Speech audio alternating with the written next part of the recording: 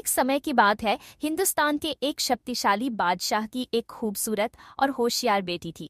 राजकुमारी के लिए योग्य वर की तलाश में कई राजकुमार आए, लेकिन बादशाह को उनमें से कोई भी पसंद नहीं आया। बादशाह को लगता था कि उनकी बेटी के लिए कोई भी इंसान योग्य नहीं है। उनकी बुद्धिमानी और सुंदरता के आगे सभी फीके पड़ जाते थे। एक दिन राजमहल के बागीचे में एक चालाक और चंचल बंदर आया।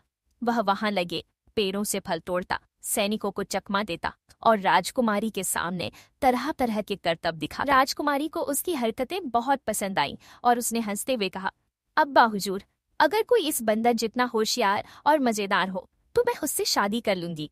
बादशाह ने यह सुना और सोचने लगे, अगर इंसान इस योग्य नहीं कि मेरी बेटी से शादी कर सके तो क्यों न इसे ही दूल्हा बना दूं।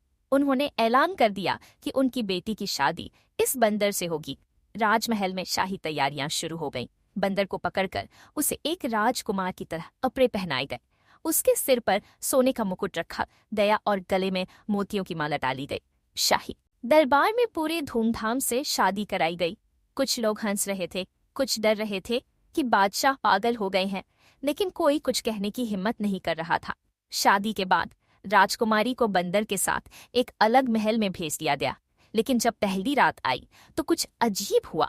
जैसे ही बंदर ने सोने के लिए अपनी माला उतारी, वह अचानक एक सुंदर राजकुमार में बदल गया। राजकुमारी चौंक गई। राजकुमार ने मुस्कुराते हुए कहा, मैं एक शापित राजकुमार था।